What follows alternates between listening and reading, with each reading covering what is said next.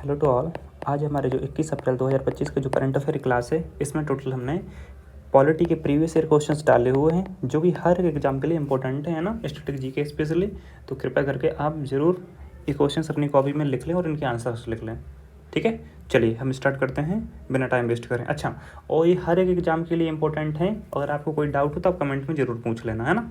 चलो हम स्टार्ट करते हैं। रेगुलेटिंग एक्ट कब पारित किया गया? तो 1773 में। ठीक है, ध्यान रखना। तो रेगुलेटिंग एक्ट कब पास हुआ आपका? 1773 में। अब नेक्स्ट देखो, मॉर्ली मिंटो सुधार बिल किस वर्ष पारित किया गया?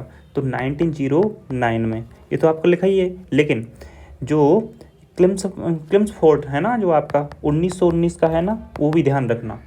ठीक है, ये मॉर्ली मिंटो था और 1919 वाला क्लिम्सफोर्ड। ठीक है, इसको पढ़ना है हम लोग। नेक्स्ट देखो, भारत की संविधान सभा गठित करने का आधार क्या था? तो बच्चों कैबिनेट मिशन प्लान था, जो कि 1946 में आपका स्टार्ट हुआ था। ठीक है, नेक्स्ट देखो, संविधान सभा के लिए चुनाव कब संपन्न हुए? तो 1946। कब हुए संपन्न? 1946 में। और नेक्स्ट चीज, संविधान सभा की स्थापना आपकी 9 दिसंबर 1946 को हुई थी। इस डेट याद रखना, मोस्ट इंपॉर्टेंट डेट है ये, है ना।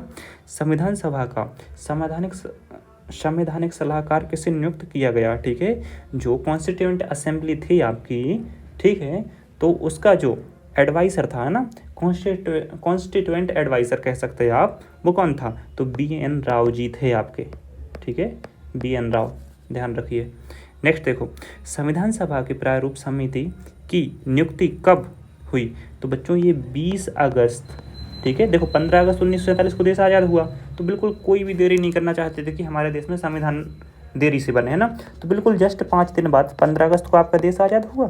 ठीक है, 5 दिन के अंदर प्रारूप समिति की स्थापना हो गई और बस अपना काम आगे बढ़ने लगा। ठीक है, तो प्रारूप समिति के जो अध्यक्ष कौन थे भैया? अपने BR अम्बेडकर जी थे, है ना, भीमराव अम्बेडकर जी।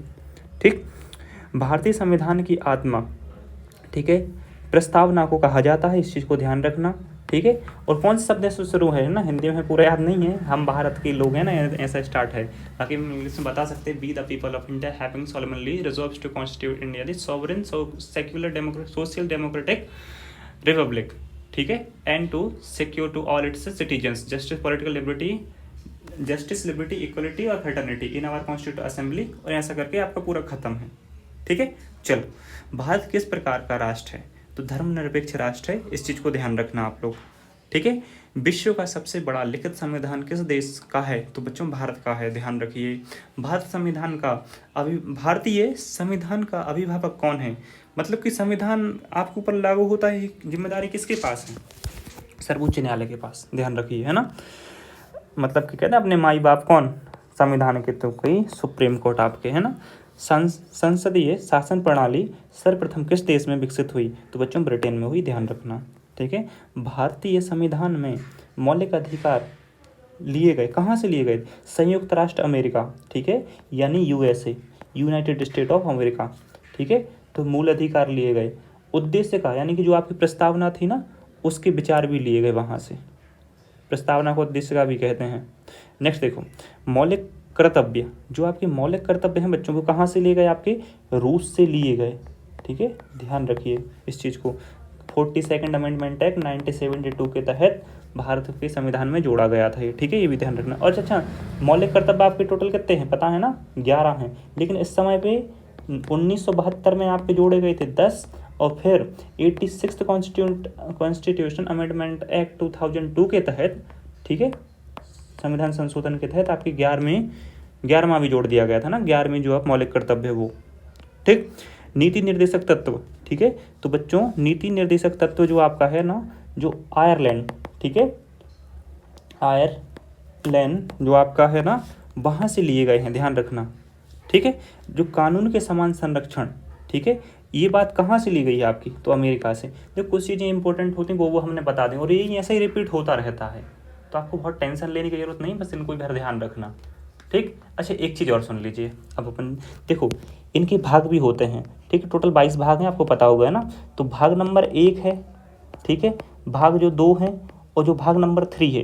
तो 2 नंबर में बात होती है स्पेशली किसके बारे में? आपकी सिटीजनशिप की। ठीक है। नागरिकता की बात होती है 2 नंबर में, ध्यान रखना।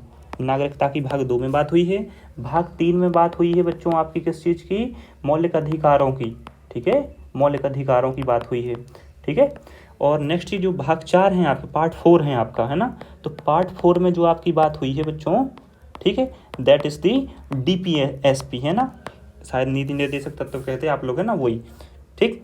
तो directive principle of state policy, ठीक। चलो, और अच्छा जी आपके जो मौलिक कर्तव्य हैं जी कहाँ पे? जी आपके पार्ट नंबर 5, ठीक है, 4A, है ना।